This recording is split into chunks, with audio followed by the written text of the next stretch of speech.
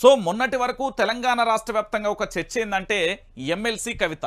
ఈ ఎమ్మెల్సీ కవితకు సంబంధించిన లిక్కర్ స్కామ్ కేసు ఏదైతే ఉందో ఆ స్కామ్కు సంబంధించి పూర్తి స్థాయిలో కూడా ఒకటే చర్చనీయాంశంగా మారింది.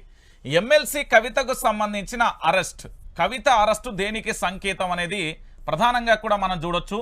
ఈ అరెస్ట్ల పర్వం దేనికి, ఇది కావాలనే ఎప్పటి నుండో రెక్కీ చేశారా, అసలు ఏం జరిగింది అనే విషయానికి సంబంధించి కూడా ఒకసారి అయితే మనం చర్చించుకునే ప్రయత్నం అయితే చేద్దాం. సో పూర్తి స్థాయిలో తెలంగాణ ప్రజలారా అసలు ఏం జరిగింది వాస్తవాలను మీ ముందుంచే ప్రయత్నం అయితే చేస్తాను. ఎమ్మెల్సీ కవితకు సంబంధించి దాదాపుగా ఒక 15 రోజులుగా సెంట్రల్కు సంబంధించిన ఒక టీం అయితే పూర్తి స్థాయిలో అయితే రెక్కీ చేసింది. ఈ రెక్కీ చేసిన తర్వాత కవిత ఏ టైంలో బయటికి వెళ్తుంది, ఏ టైంలో తన ఇంటి నివాసానికి చేరుకుంటున్నది, ఏ ప్రాంతాలకు సంబంధించి అంటే వారి అధికారిక కార్యక్రమాలకు సంబంధించి కావచ్చు, లేకపోతే ఏ కార్యక్రమాలలో పాల్గొంటున్నారు, అన్ని విషయాలను కూడా తెలుసుకున్న తర్వాత నిన్న పూర్తి స్థాయిలో వాళ్ళు సుప్రీంకోర్టులో విచారణ అయితే జరుగుతున్నది. సుప్రీంకోర్టు విచారణకు సంబంధించి పూర్తిగా సమాచారం అయితే ఇక బెయిల్ వస్తుంది అనుకున్న తరుణంలో ఊహించని సంఘటన అయితే చోటు చేసుకుంది. ఎమ్మెల్సీ కవిత సంబంధించి ఐటీఈడి ఇద్దరు కూడా విచారణ కొనసాగుతుంది అంటూ కూడా సమాచారం అందిన పరిస్థితి. అలాంటి పరిస్థితులలో ఎమ్మెల్సీ కవితను అనూహ్యంగా కూడా సాయంత్రం అరెస్టు చేయడం, ఆ తర్వాత పూర్తి స్థాయిలో జరిగిన సమాచారం మీ అందరికీ తెలుసు. అయితే నిన్న తెలంగాణ రాష్ట్ర వ్యాప్తంగా మూడు కార్యక్రమాలు కొనసాగింది. ఒకటి తెలంగాణ రాష్ట్ర వ్యాప్తంగా మోడీకి సంబంధించిన రోడ్ షో కావచ్చు. ఈ రోడ్ షో ఒకటి, దాంతోపాటు ఇఫ్తార్ విందుకు సంబంధించి ఇటు రేవంత్ రెడ్డిది, మూడోది కవిత అరెస్టుకు సంబంధించి. ఈ సంఘటనలు అన్నీ కూడా ఇటు మోడీ రోడ్ షో కావచ్చు, విందు రోడ్ షో, కవిత అరెస్టు, ఇది ప్రస్తుతం తెలంగాణ రాష్ట్ర వ్యాప్తంగా కూడా హాట్ టాపిక్గా మారిన పరిస్థితి చూస్తాం. సో తెలంగాణలో ఒకే రోజు ఇటు భారతదేశానికి సంబంధించిన ప్రధాని తెలంగాణలో అడుగు పెట్టడం, ఆ తర్వాత ఇటు కాంగ్రెస్ పార్టీకి సంబంధించి ఇఫ్తార్ విందు అధికారిక కార్యక్రమంలో రేవంత్ రెడ్డి పాల్గొనడం, ఇటు ఎమ్మెల్సీ కవిత అరెస్టుకు సంబంధించి చూస్తాం. అయితే ఇది వ్యూహాత్మకంగా జరిగిందా లేదా కావాలని చేస్తారా? పూర్తి స్థాయిలో కూడా బీఆర్ఎస్ను ఇక లేకుండా నామరూపాలు చేయకుండా అసలు బీఆర్ఎస్ పార్టీ అనేది తెలంగాణలో లేకుండా చేసేందుకు కుట్ర జరిగిందా? ఇది ప్రస్తుతం చర్చ. అయితే ఎమ్మెల్సీ కవితకి సంబంధించి తన నివాసం నుంచి ఓ కార్యక్రమానికి హాజరై తాను ఇంటికి చేరుకున్న తర్వాత ఏదైతే వాళ్ళ యొక్క నివాసం వద్ద మెయిన్ గేట్ ఉందో గేట్ ఓపెన్ చేసి లోపలికి వెళ్తున్న తరుణంలో అదే టైంలో కూడా పూర్తిగా కూడా ఐటీకి ఈడీకి సంబంధించిన వెహికల్స్ కూడా రావడం, ఆ తర్వాత అందరూ కూడా వాళ్ళ మొబైల్స్ను అన్నింటినీ కూడా తీసుకున్న పరిస్థితి, విచారణ స్టార్ట్ చేసిళ్ళు. దాంతోపాటు నిన్న మోడీకి సంబంధించిన రోడ్ షో అయితే పాల్గొన్న అక్కడికి సంబంధించిన పోలీస్ అంటే ఢిల్లీకి సంబంధించిన అధికారులు కూడా రావడం, ఇవన్నీ చోటు చేసుకున్న పరిస్థితి కనబడుతుంది. సో ఇలాంటి పరిస్థితులలో భారతదేశానికి సంబంధించిన ప్రధాని, ఇంకో వైపున తెలంగాణ రాష్ట్రానికి సంబంధించిన రేవంత్ రెడ్డి, ఇద్దరి సహకారంతోనే కవిత అరెస్టు జరిగింది అనేది మరో చర్చ. ఏది ఈడ కాంగ్రెస్కు సంబంధించి బీజేపీకి సంబంధించి వీళ్ళిద్దరితో సహకారంతోనే అరెస్టు జరిగింది. దీనికి రాష్ట్ర పోలీస్ సహకారం పూర్తి స్థాయిలో కూడా ఉంది. ఎందుకంటే అదే ఈడీ కాబట్టి ఈడీకి విచారణకు వచ్చినందుకు సెంట్రల్ టీంకు సపోర్ట్ అయితే జరిగింది. గతంలో ప్రధాని నరేంద్ర మోడీ తెలంగాణ రాష్ట్రానికి వచ్చిన తరుణంలో కొన్ని సంఘటనలు ఆసక్తికరంగా జరిగాయి. తెలంగాణ రాష్ట్రంలో ఇక పూర్తి స్థాయిలో కూడా బీఆర్ఎస్ అనేది ఉండకూడదు, కేవలం బీజేపీ అధికారంలోకి రావాలి. అయితే మొన్నటి వరకు ఏది పార్లమెంటు స్థానాలకు సంబంధించి మెంబర్ ఆఫ్ పార్లమెంటుకు సంబంధించిన టికెట్ల పంపిణీలో ఒక చిన్న ఇష్యూ చోటు చేసుకుంది. ఈ రాష్ట్రానికి సంబంధించిన బీజేపీ రాష్ట్ర అధ్యక్షుడు కిషన్ రెడ్డి ఒక మాట చెప్తాడు, ఎవరికి, అమిత్ షాకు సంబంధించి ఒక మాట చెప్తాడు.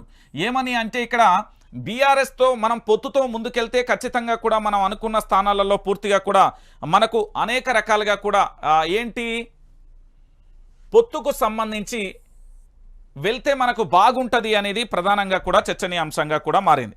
సో ఇలాంటి పరిస్థితులలో పొత్తు లేదు, గిత్తు లేదు, ఏదీ లేదు, ఖచ్చితంగా తెలంగాణలో అధికారంలోకి రావాలని మనం ట్రై చేస్తూ ఉంటే మీరు ఇలా చెప్పడం కరెక్ట్ కాదు అంటూ కూడా ఒక చర్చనీయాంశంగా కనబడ్డ పరిస్థితి కనబడింది. ఓకే, ఇక కిషన్ రెడ్డికి సంబంధించి ఢిల్లీ పర్యటన అనంతరం పూర్తిగా కూడా ఇక వచ్చిన పరిస్థితి అయితే కనబడ్డది. వచ్చిన తర్వాత ఏం జరిగింది అంటే తెలంగాణ రాష్ట్ర వ్యాప్తంగా బీజేపీ బీఆర్ఎస్ పొత్తులో భాగంగా అమిత్ షాను కలిసిల్లనే ఒక వార్త ఇది ట్రోల్ అవుతున్నది. ఒక ప్రధానమైన వ్యక్తులు దీనికి సంబంధించి ఈ విధంగా చర్చ కొనసాగిస్తూ బీజేపీ బీఆర్ఎస్ ఒకటే అనే కోణంలో తీసుకురావడానికి ఈ కథనంతా ఇప్పుడు నేను చెప్పిన కథనంతా అల్లిళ్ళు. దాంతోపాటు ఇంకొక అంశం ఏం జరిగింది, ఇక్కడ కవిత అరెస్ట్ అనేది చాలా కీలకంగా జరిగింది, వ్యూహాత్మకంగా జరిగింది. వాళ్ళు ఎవరు ఊహించని విధంగా చేసిర్రు అనేది మనందరికీ తెలిసిన విషయమే. దీంట్లో భాగంగా ఏం జరిగింది అంటే నిన్న వాళ్ళు అనుకున్న ప్రకారం పూర్తిగా తెలంగాణ రాష్ట్ర వ్యాప్తంగా ఏది మోడీ అంటే భారతీయ జనతా పార్టీ అనుకున్న ప్రకారం కూడా అరెస్టు చేసిన పరిస్థితి అయితే జరిగిన పరిస్థితి కనబడుతుంది. సో బీజేపీ బీఆర్ఎస్ కలిపి పోటీ చేయాలనే ఉద్దేశం ఉన్నది అనేది ఒక కథనైతే అల్లీలు. ఈ కథ పక్కకి వెళ్తే ఇక్కడ మోడీకి సంబంధించి 2018 ఎలక్షన్స్ వరకే మీరు చూశారు. కానీ 2021 సంవత్సరంలో 22వ సంవత్సరంలో తెలంగాణ రాష్ట్రంలో బీఆర్ఎస్ ప్రభుత్వాన్ని కూల్చడానికి, బీఆర్ఎస్ పార్టీకి సంబంధించి అప్పుడే ప్రభుత్వాన్ని పడగొట్టడానికి, ఇక్కడ తెలంగాణలో పూర్తిగా రాష్ట్రపతి పాలన కూడా పెట్టడానికి ఒక చర్చ అయితే జరిగిన పరిస్థితి అయితే కనబడింది. అది మీ అందరికీ తెలిసిన విషయమే. ఆ చర్చలో భాగంగా ఏం జరిగిందంటే తెలంగాణ బిడ్డలారా 2018, 2021, 22లో తెలంగాణ రాష్ట్రంలో బీఆర్ఎస్ పార్టీని పతనం చేయడానికి, ఇక్కడ అధికారంలో ఉన్న ప్రభుత్వాన్ని కూల్చడానికి చాలా రకాలుగా ప్రయత్నం చేశారు. దాంట్లో ఈ రాష్ట్రానికి సంబంధించి మనం అప్పటి ముఖ్యమంత్రి కేసీఆర్కు సంబంధించి ప్రెస్ మీట్లోనే ఎక్కడో కాదు బహిరంగంగానే నా కూతురు భారతీయ జనతా పార్టీలో చేరి భారతీయ జనతా పార్టీ కండువా వేసుకోవాలి, ఏక్నాథ్ షిండే రూపంలో కావాలి, లేని ఎడల మిమ్మల్ని అరెస్టు చేస్తాం, ఈడీ విచారణకంటూ మిమ్మల్ని ఇబ్బంది పెడతాం, దాదాపుగా 4 సంవత్సరాల జైలు శిక్ష విధించడానికి ఆస్కారం ఉంటుంది, లేదా సంవత్సరం పాటు ఇప్పటికే అందులో ఉన్న సుఖేత్ చంద్రశేఖర్ కానీ ఢిల్లీకి సంబంధించిన డిప్యూటీ సీఎంగా పనిచేసిన మనీష్ సిసోడియా లాంటి వాళ్ళే అరెస్ట్ అయ్యారు అని చెప్పిన పరిస్థితి కనబడింది.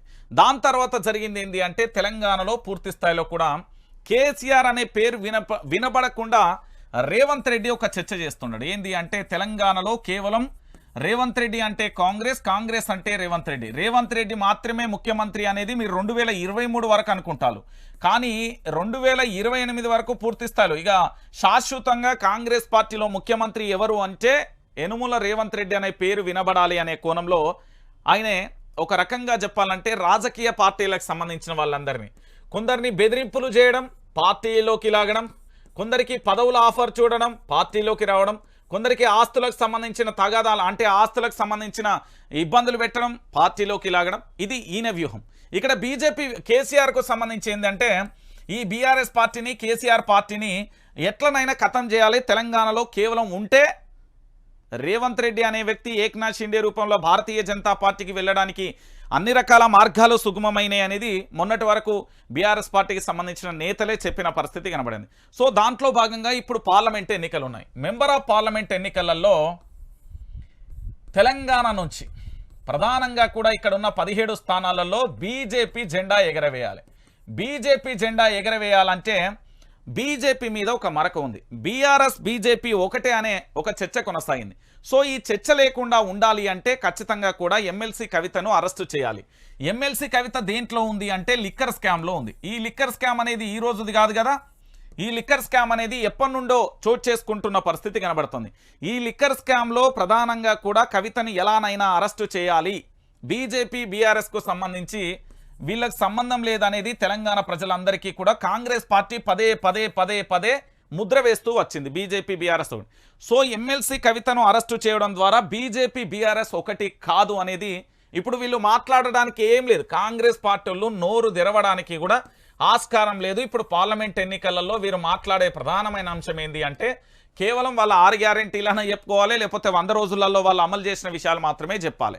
ఇక బీజేపీ ఏం చేస్తుందంటే జాతీయ స్థాయిలో ఉన్న దర్యాప్తు సంస్థలు, ఈ ఒక్కరోజు దర్యాప్తు సంస్థలు అనట్లే నేను, మీరు ఒక్కసారి ఈ దేశానికి భారత ప్రధానిగా ప్రమాణ స్వీకారం చేసిన నరేంద్ర మోడీ గారి ప్రభుత్వంలో ఎన్ని రకాలుగా ఇబ్బందులు ఎదుర్కొన్నారో మీ అందరికీ తెలుసు. గతంలో ఇదే మన ఉమ్మడి రాష్ట్రంగా ఉన్న ప్రస్తుత ప్రత్యేక రాష్ట్రంగా ఉన్న ఆంధ్రప్రదేశ్కు సంబంధించిన చంద్రబాబు నాయుడు కావచ్చు, ఆ తర్వాత మమతా బెనర్జీ కావచ్చు, ఆ తర్వాత అఖిలేష్ యాదవ్ కావచ్చు, రకరకాలుగా ఎవరిని ఏ విధంగా ఇబ్బంది పెట్టాలో దర్యాప్తు సంస్థల చేత బీజేపీ అన్ని రకాలుగా ఇబ్బందులు పెడుతున్నదనేది యావత్ ప్రపంచానికి తెలిసిన నిజం.